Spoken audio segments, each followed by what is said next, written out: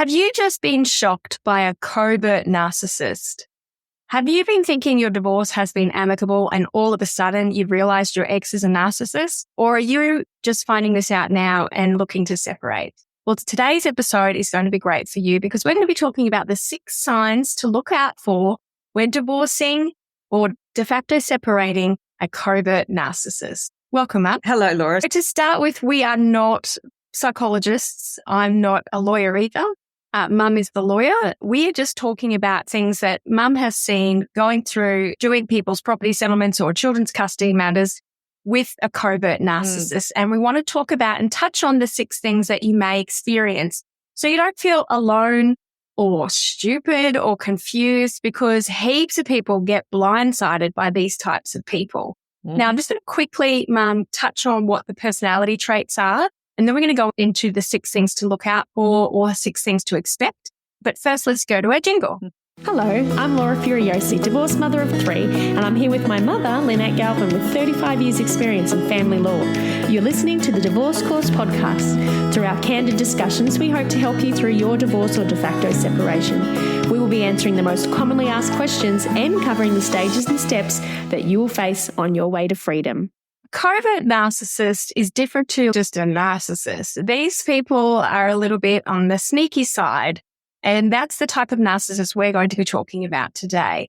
But some of the behaviors that are still evident are they're a bit exploitative, they lack empathy, and they're really sensitive to criticism.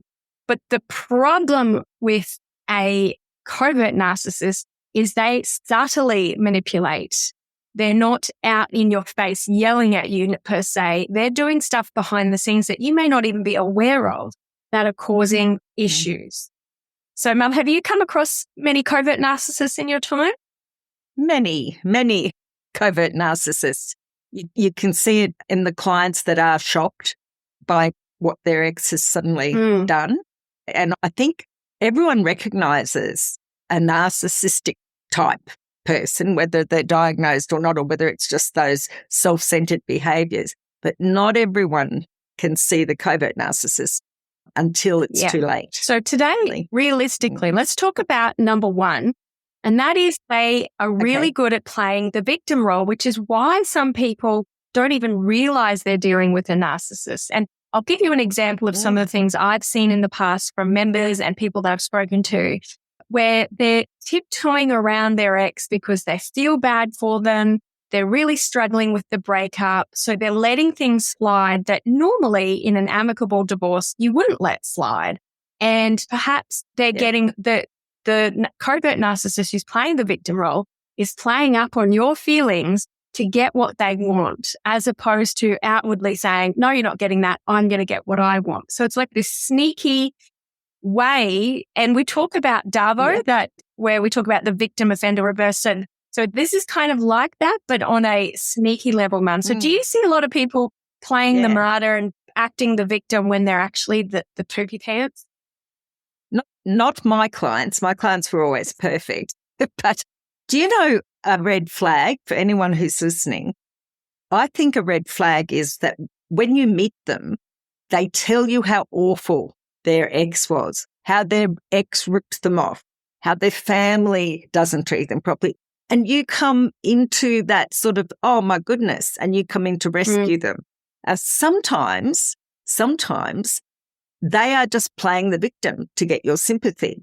And I sometimes think it's that ex-partners ought to be made to meet, to swap tails before these people can do more damage. So, unfortunately, a lot of people don't get to meet their exes, but they may be separating from someone now, thinking they're in an amicable divorce, but things just are not going their way. It's stressful for this person. Everything's going because their ex is making them feel guilty for asking for property settlement. You hear these excuses, they're having a really hard time processing the divorce. So I'm just letting them have 6 months to just process it, but I can't afford to pay the rent, so I don't know what to do.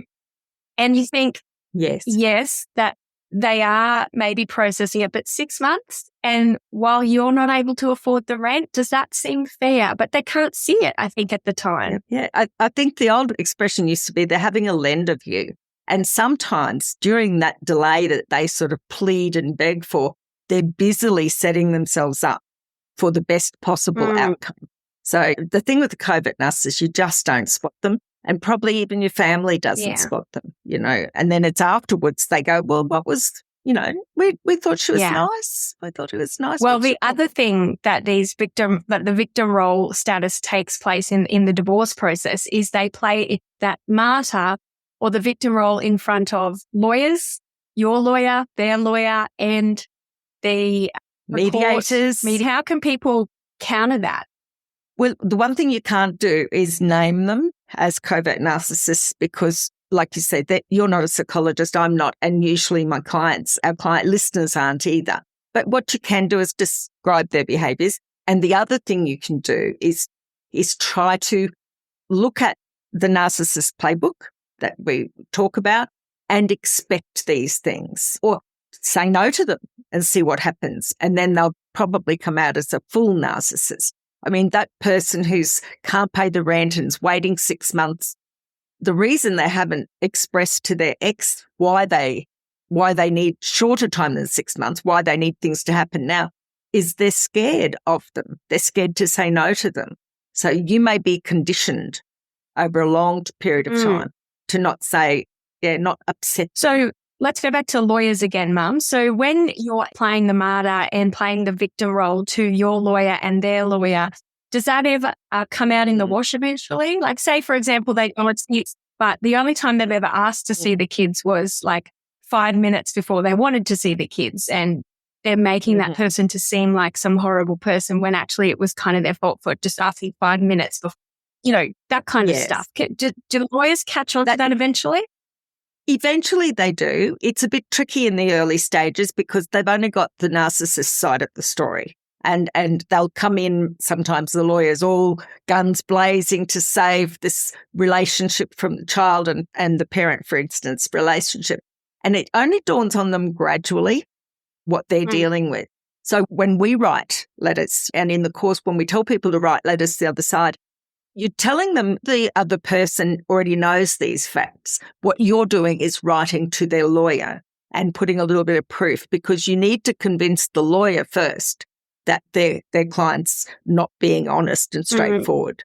And I think it's easier to do now because lawyers can be in trouble with the court and be hit with costs for pursuing unreasonable claims. So they have to have a little look at it and see if objectively they're on the right side of the case law, I guess. But yes, you can get experienced lawyers, not so much. I think they work it out. But people like that will often go to young, inexperienced lawyers and put pressure on them. All right. So heads up, everybody. Look out for them if they're playing the victim role. Ask yourself, are they really the victim, or is them playing the victim role causing you to actually be the one who's suffering? And if you've been in a relationship where that's kind of always been the dynamic, where you've always had to suffer so that they are okay, you've got to be aware of that when you're going through the divorce process as well. Like I do hear people saying, I'd really like to go for property settlement. He has trouble with documents and bank accounts, and it's going to take him some time. And so they always are making excuses for their ex. So if you're always making excuses for your ex as an explanation as to why you're suffering, that's a little red flag. So let's get into financial manipulation, which is another thing that they do. And they don't do this, obviously. They're not like the big out there narcissist or manipulative controlling that say, if you don't do exactly what I say, you don't get any money. These little tricksters, they do it by making it just hard for you in other ways by saying, oh, I don't actually have any money this week to help you, even though they probably have heaps of money there.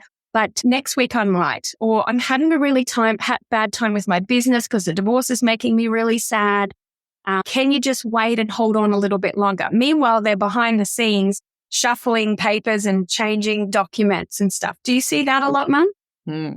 I do see that a lot. And because they are a narcissist type, usually if it involves their credit rating, they'll be up to date on those things, but they'll let things slide that would be a worry for you or for the kids. And another thing is just to delay it a little bit. So some of the ways they manipulate property settlement on the sneaky side, where you still might be sitting there thinking you're amicable, is they may use stalling tactics they give excuses that to you seem reasonable, but are actual just outright lies to prevent you ever getting a final agreement. Maybe they're waiting for a claim in a case somewhere else, or they're waiting for some information somewhere. But realistically, you could still get property settlement.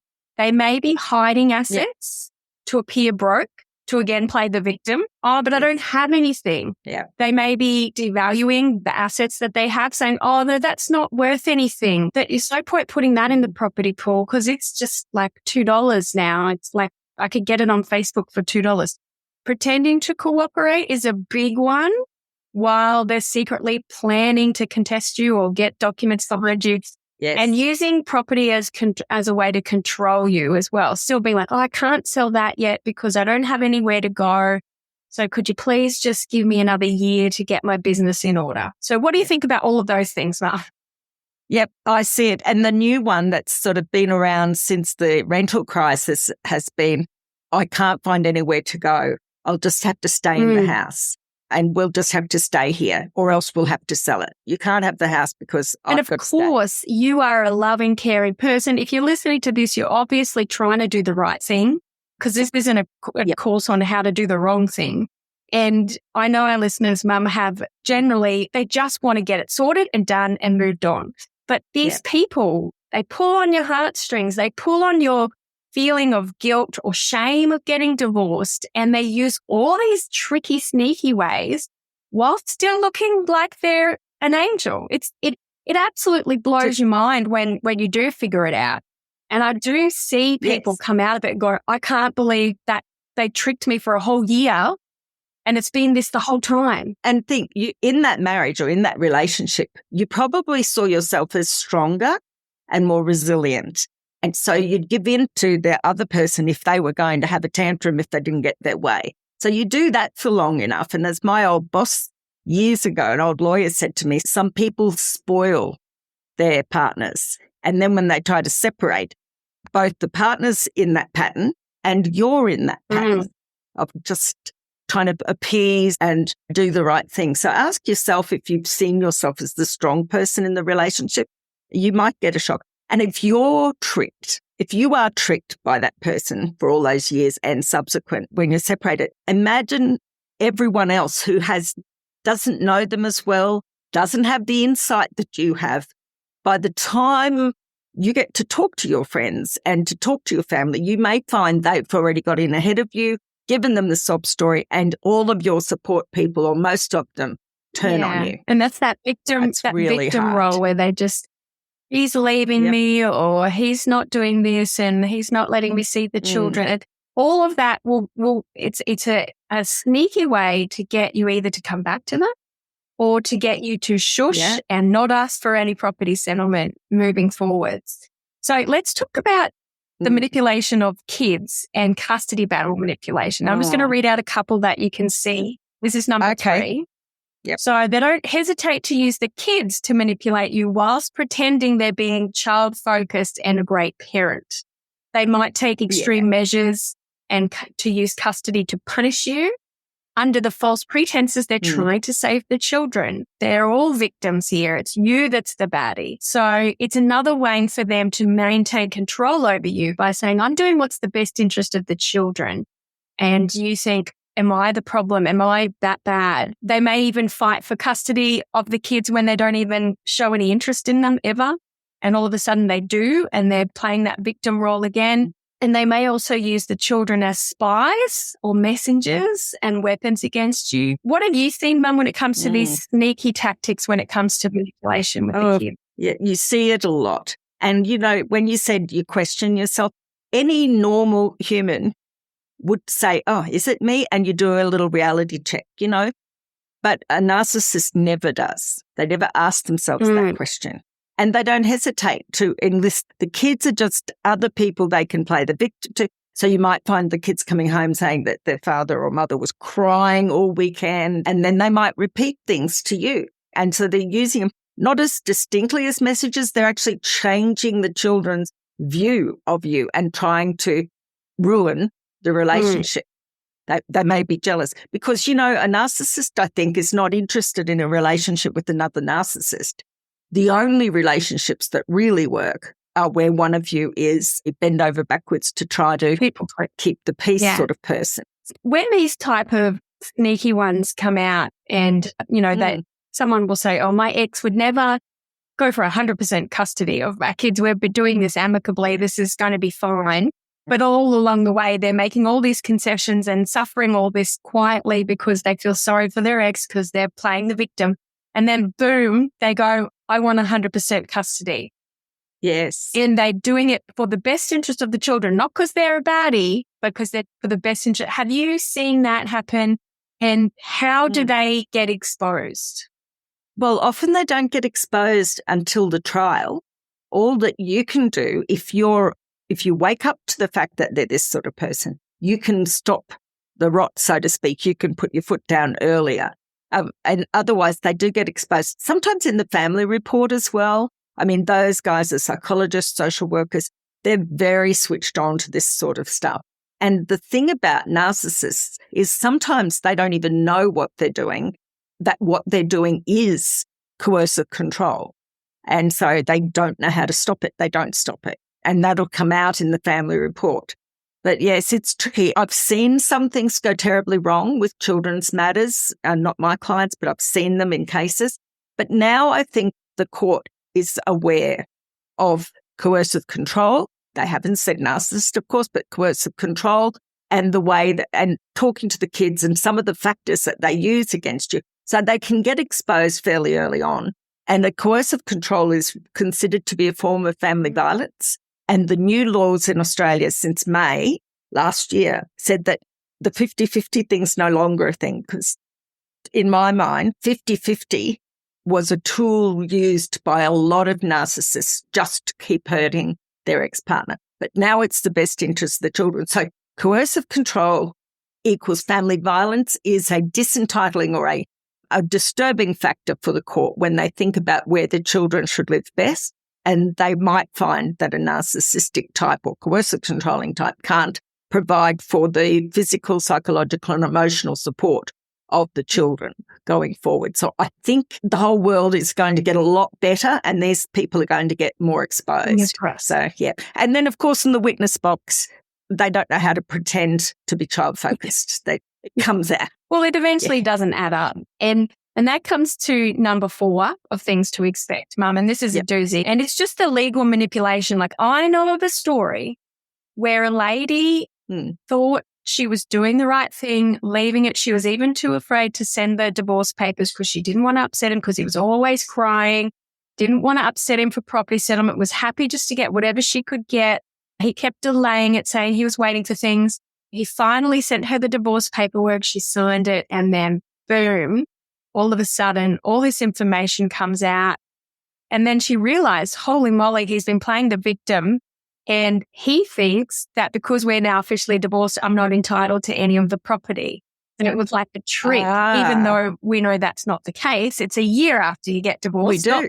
You've got a year after. So she was quite lucky that he was obviously doesn't listen to our podcast. But so some of these people with the legal manipulation don't realize till it's too late because we do hear a lot of people drag it out, and then your court time limits are up. Yes. They keep you under their spell until they've done everything and gotten everything they need out of you and then hidden everything as well. And then boom, you find out it's all been pretend and they no longer have to be covert. So this person then blocked this lady on everything and all this stuff came out, all these wonderful holiday trips that they've been going on and this great business that had been taken. Yes. And she was just shocked. She'd been struggling, trying to cope financially, thinking she was doing the right thing when he was manipulating her the whole time. And I hear that all the time and it just breaks my heart. You're right. People get blindsided by what their true motives are because it's, like you say, it's covert, not overt. The longer you're away from a person and the more distance you get between you and the relationship, the more it becomes clear to you. And so one of the things I think a covert narcissist does is keeps you enmeshed so you don't notice, you don't see it, you stay in that pattern until then you find out So let's what they're let's really talk like. about mediation manipulation, because we all know that mediating with a narcissist is super hard. And go listen to our How to Mediate with a Narcissist or Can You Mediate with a Narcissist episode to get into in-depth on that.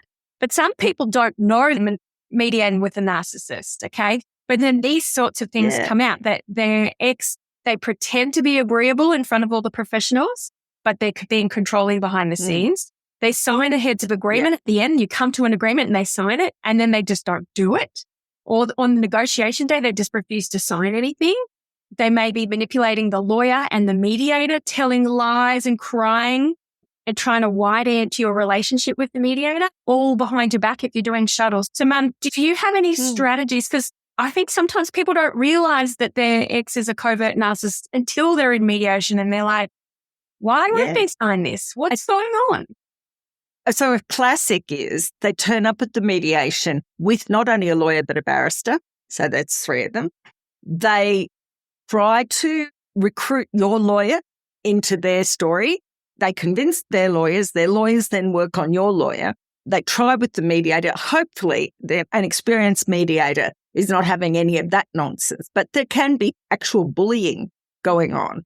And we've heard of many people, haven't we, Laura, who at the end of the day feel like that it's been 3 of them, the mediator and their own lawyer, all and it all sounds reasonable. But if you remind yourself that everything they're telling their lawyers and the mediator and then your lawyer is rubbish, then you can hold firm because it's garbage in, garbage out. Lawyers, mediators, we're all only human. Mediators really should be neutral and should not display any emotion, but not every mediator is experienced like that. And they do have relationships outside of your mediation with other mediations. They go to conferences together. So if your ex starts early enough and convincingly enough, then you can feel a subtle change in how everyone's dealing with you. And look, you can't be mad at them because if they manage to do it to you, they're probably really good at tricking other people as well. But what is it? Yes, in the short term. Yeah. In the short term. So if you really think that this is hogwash that's being fed to you, don't sign things. If you have signed a heads of agreement and then the next morning thought, heck, what did I do that for? Get some legal advice, get a second opinion. You may not have to go and listen to our episode on what happens after mediation. We talk about if you want to change your mind, etc. Now, so you've got to be really aware if you are going to mediation with a covert narcissist that the strategies that they may take. So go listen to that episode on Can You Mediate with a Narcissist. Another great tip is just to document everything. Even if you don't think you're in a relationship with a narc or a covert narc, at least start documenting it because you may look back and go, oh, I'm so glad I wrote that down. And other things that you can do, I guess, to help protect you against this legal manipulation is go and do the research yourself. You always say this about disclosure, Mum. And I think one of the things that covert narcissists do, playing the victim, oh, yes, this is what the property pool is. Don't you trust me? This is what it is. And you don't, those people don't want to push and say, well, actually, I don't believe you. Could you please give me more information? They go, no, that's going to hurt his feelings or her feelings if I say I don't believe you. But Mum, you recommend you should go and do your own investigations for property. You should go look and find that information yourself as well. Yeah, and it's hard, but how can it be hard for them? Like, how can it hurt the narcissist for you to know what their business is worth if they think they know what it's worth? There's no surprises there. So if 2 people are reasonable, I'll say this, if 2 people are reasonable, then their lawyers, assuming their lawyers are competent, should come to roughly the same idea of a property split within a margin of maybe 5 or 10%. And so you only end up in court if someone's unreasonable. And you only end up in court, I think, where one person's lying. One person's got an agenda, because if you both were open and honest, it would be resolved. It's not hard. There's factors to know, but for a lawyer, the lawyers will come up with roughly the same percentages if they're given the same facts. But it is garbage in, garbage out. So go do your own sleuthing. Don't take their word for it. And another big thing they do in the legal world is they string you along. Yes, we're going to agree to this. Yes, we're going to agree. Could you just change this one thing? Need to start doing your disclosure but have no idea where to start? Feeling overwhelmed about mediation coming up? Or just trying to deal with negotiating with a manipulative ex? Then you need to go to thedivorcecourse.com.au to go to the free resources section where you can get a mediation checklist, a disclosure checklist, a word salad, read a letter like a pro checklist, and also a before you go checklist. Get ahead of the game and be organised and ready, as this handy checklist, along with the accompanying episodes of the podcast, will be perfect for you. All you need to do is go to thedivorcecourse.com.au and go to the free resource section and download the free checklists today. So, go do your own sleuthing. Don't take their word for it. And another big thing they do in the legal world is they string you along. Yes, we're going to agree to this. Yes, we're going to agree. Could you just change this one thing? And then you go, okay. And you give in for that one thing because you think they're agreeing to everything. And then they say, all right, we've got that agreement, but we're not agreeing on everything else. That's just this fake stringing along. Do you see that happening in negotiations? Yeah, I do. But you know, one of the things that you can do, if you've had a bit of to and froing and these inconsequential amendments or weird little things they want in and you go, oh, all right, we'll put that in. I used to get to a point where I would say to the other side, my client agrees with that, but only if your client signs it first and sends it to us. Otherwise, we may be wasting our time. And that sort of puts the cut on it. And also we talk about if you write a letter and give a deadline, a reasonable deadline, have in your mind a plan of what you're going to do if they write back, if they don't write back, or if they write back in an unsatisfactory way so that you keep the agenda running to your timetable. These people aren't special. If they've got an asset, it has a value and it should be valued in the usual course of events unless you guys agree on something. That they may play up about it, but they are just normal litigants. And at the end of the day, when the assets are valued, when they're in court and their evidence is being tested, the result they get is probably what would have happened if they hadn't been such sneaky people all the way through the hearing. I mean, there are very few things you can do and get away with permanently in the court in terms of property. There's always a trial. You don't have to know what they did with the stuff. You just have to be able to show where they took it out. And it's up to them to prove what they did with stuff, but with money and so forth. All right. So watch out for being strung along. Watch out for trying to be tricked into believing their disclosure when they don't give it all to you. Let's talk about number 5, Mum. Fifth thing to look out for if you're divorcing or leaving a covert nar might be false allegations where they're subtly and quietly planting seeds of doubt in people's minds.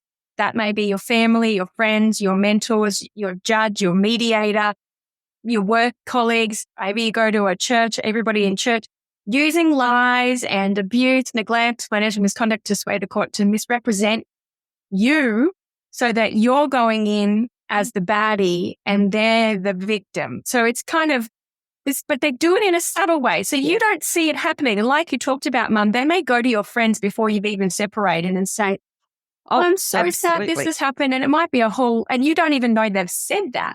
And then you're talking to them and they're just rude to you. And so you go, okay, that's weird. And you stop speaking to them. Yep. You look at someone and you can see in their eyes that they've been got at. And sometimes a narcissistic person will say the most outrageous things that are so weird that they have to be true. That's what people think. They must be true. So they soil the ground before you get in there. They muddy the waters and then you're left without a friend. And they will target your closest friends. And the church group is a classic.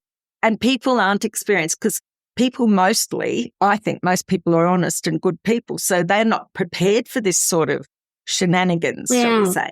I mean, so it's tricky and you're going to have to hold your head up. That's right. And I think this subtly planting seeds and saying things about you behind your back to your family and friends, a good sign that's happening, because they can still be doing this while you're thinking it's amicable. A good sign that's happening is they not being supportive to you. Like if your sister, your brother, your mother, your bestie are not supporting you going through this breakup, they're saying, oh, I'm not going to take sides. that may be a sign that your ex has gotten to them. We're not saying, look, if you go through an amicable divorce and your family and friends are still friends and family with your ex, that's great, especially if you've got kids involved. Yeah. But it should set off a little warning bell if they're just fully not helping you out and they're not taking your side and your ex is still playing that victim role. So they're getting to you and making you feel sorry for them, and they're getting to everybody else and making them feel sorry for them. Do you know what?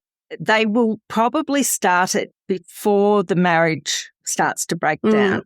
They've probably always been enlisting and recruiting your family and friends a little bit to their side. And you unwittingly have been reinforcing that, because a good, decent human who's married to someone doesn't put them down to the other side. Even if there's issues, you're not going to tell everyone about it because that's an marriage. So when you separate finally, and you say something, they'll go, well, you never said that. Why didn't you leave? Why didn't you just leave? Why didn't you tell me? Why didn't you just leave? And so it's a very deep and long game they play. It's a tricky one. I think one of the times when you may wake up again to this, who you are dealing with, is if you end up in court and you see an affidavit. And that may be the first time when you've been blindsided, and their affidavit is just saying all this stuff about you, all this made up stuff that makes everyone look at you. And so you walk into the court, you're not walking in there on a blank slate. You're already walking in there needing to defend yourself. And you may have not seen it coming, like at all. But a good sign that it is coming is how your family and friends behave towards you. Well, see, there's a lot of cases now where you file your affidavits at the same time. And so there's a little bit of an element of you put your story, of course, but then you have to say, now, what are they going to say? What are they going to accuse me of? And then you can address those issues. But if you've got a complete liar on the other side, you don't see those things coming, and they may not come until you're in the witness box or they Now, are. I'm going to say something that may be triggering to anybody. So if you are triggered, please call 13 11 14 or call 1-800-EXPECT. But I have seen this issue where someone will say, look, I've been through physical or emotional abuse, there's been coercive control, but I just want a property settlement. I just want custody sorted. I don't even want to talk about it. I don't want to mention it because they'll get mad and it'll cause World War III. I just want to pretend our marriage was normal, and I want to just get through the divorce like our marriage was normal and not mention it at all. But then what happens is their ex files, anticipating that they may mention something, and they may include made up stuff about you. Your affidavit has nothing in it that mentions any of the abuse. And then you have to then quickly go, well, actually, what they're saying is lied. Whatever they're saying is probably what they did to you. They're saying you did to them. So you really need to be careful about thinking about whether, because a lot of people don't want to talk about the risks to children and the risks and the DV. They don't want to mention it in property settlement. They don't want to mention it in children's matters. They want to keep it to themselves, a lot of people, because they don't want to upset their ex. But in the end, then people say, well, why didn't you say it before? Why are you only mentioning it now? And it sounds a bit hollow, doesn't it? And it sounds a bit made up when you do it later. Look, with these changes to the law for property settlement, I'm expecting there will be greater emphasis on someone's behaviour during the marriage. And it will be one of the factors that the court will look at in determining a property settlement between you both. So I think that the lawyers, instead of, when you say someone says, I don't want to think about that, I don't want to talk about that, the lawyers are also complicit in that because they go, oh, fair enough. It doesn't affect property settlement anyway, which it probably didn't, but it does now. And so you need to speak your truth. And one of the documents we put in court is with children's matters is a notice of risk or a child abuse. And you used to only put them in if there was violence or abuse risk to the children. And the court has changed that everybody has to put one in, even if your answer is there's no family violence, everyone has to put that document in. So you've got to tell the truth if you go to court, and you've got to name those things. What I'd say to people who might be trying to keep it to themselves and embarrassed or ashamed is it's not your shame. It's the shame of your ex. So turn that light on into the corners of the cupboard and put the light on them and disown it. It's not you.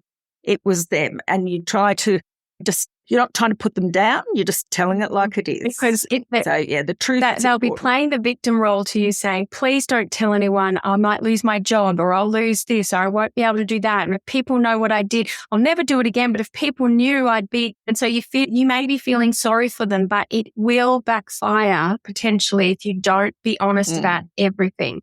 That takes us on to number 6, Mum.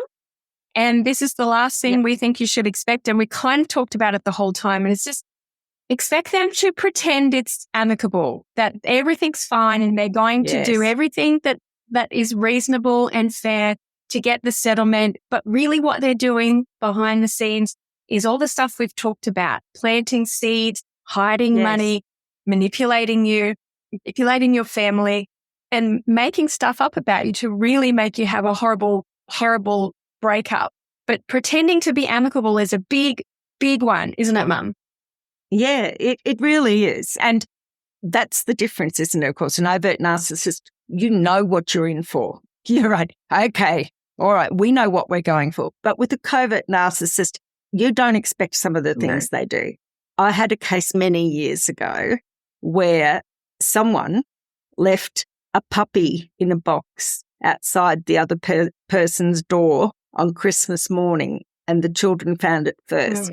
I mean, that's just a way of, what's wrong with giving a puppy to the kids, you know? But of course, the impact on the person whose household suddenly has a dog they didn't have before, and a puppy with an unreliable bladder maybe, and the kids attached, those are things, they're just dressed up as coincidences, they're dressed up as nice things to do, but really it's not. And another thing really to look out for is they might have had a talk with their ex saying, okay, we're going to break up. Let's do this nicely. Okay, I will never let you suffer. I will never let you be needing of money. I'll never do this to you. Meanwhile, they've made those promises, but we've got to get property settlement. So meanwhile, the things they're saying they would never make you suffer for money or never suffer for this, you are suffering, but then they've got excuses or they're backtracking. Oh, I can't fix that until property settlement. But I would never do that to you on purpose. Like, I'm just because business isn't doing well. So it's all these kind of promises that they might say right at the beginning, let's do this amicably, let's not fight, let's try and do the right thing by the kids, let's not use lawyers. And then the whole way along, they are doing it to you. They are actually making you suffer.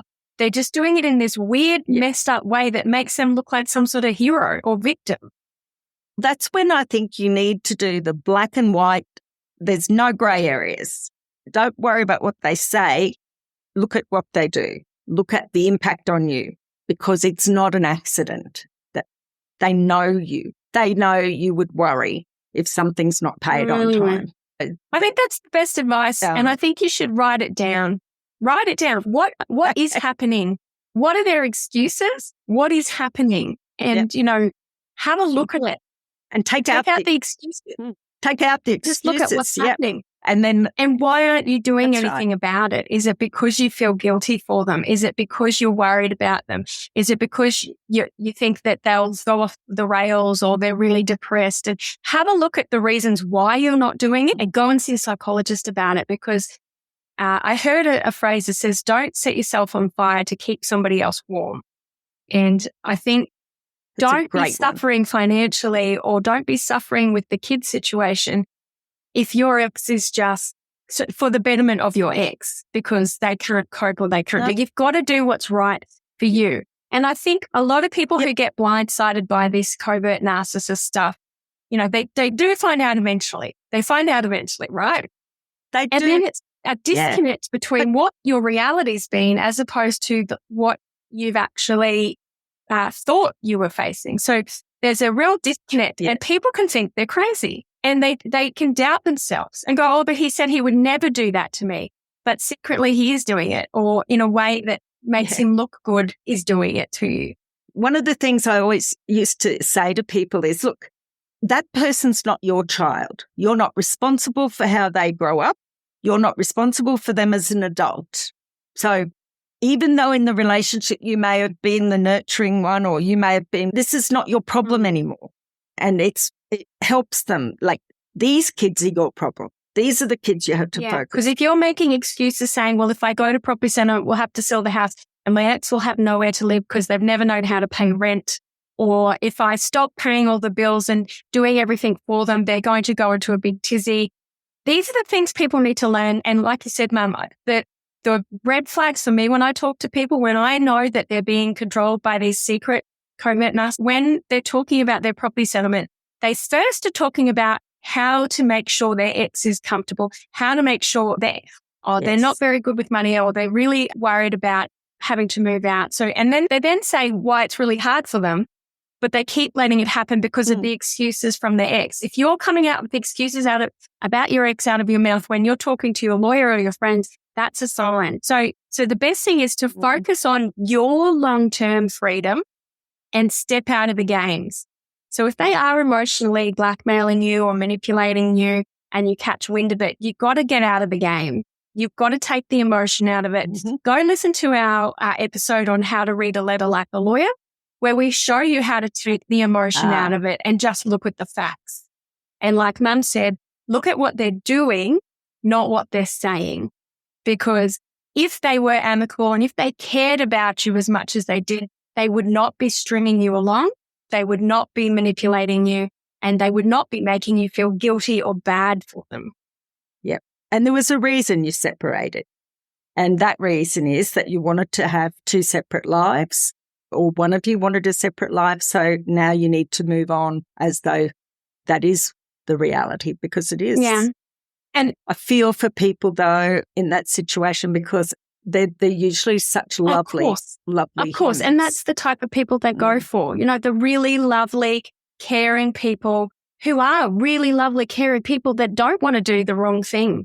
So I want you all to have a think today. Is your ex playing the victim role? Are you feeling bad for them? Are you bending over backwards and making yourself suffer for them while you're going through your separation? Are they manipulating you financially, saying they would never do anything to make you suffer, but at the moment they can't do anything because X, Y, Z excuse? Are they stalling things? Are they using the children as a way to manipulate you? Are they pretending that they're child-focused whilst hurting you? Are they weaponizing the legal system against you and creating those seeds of doubt in the lawyers and the judges and in the affidavits that may come up in the future? Are they making false allegations about you? And are they pretending to be amicable? And we do talk about it when an amicable divorce goes wrong, and it usually goes wrong because it's a covert narcissist. And if it's happened to you, we are so sorry. If you are suspecting your ex is like that, go listen to the Narcissist Playbook in Divorce and 8 Ways to Protect Yourself from Darbo, because that is going to be your way forward into the future. You will get through it. All right, Mums, thank you so much for your time. Please don't send us any messages saying we've got the definition of covert narcissist wrong. We've already said we're not psychologists. We're talking about those people that are pretending to be nice, but at the background, they're doing all the horrible little nasty things. So we hope if you're listening to this has helped you at least see some stuff or found a way to move forwards. And that was our intention. Please always get legal advice. Yep. And we wish you all the best of luck. And thank you, Mum, for sharing your wisdom today. No worries, Laura. Bye-bye, everyone. If you found this podcast helpful, we'd love it if you could rate, review and subscribe. By doing so, you are spreading the word to help someone else just like you. Lynn would like to remind you that this podcast is general advice only, and you should always get legal advice in relation to your particular situation. And remember that the Australian laws may have changed since recording.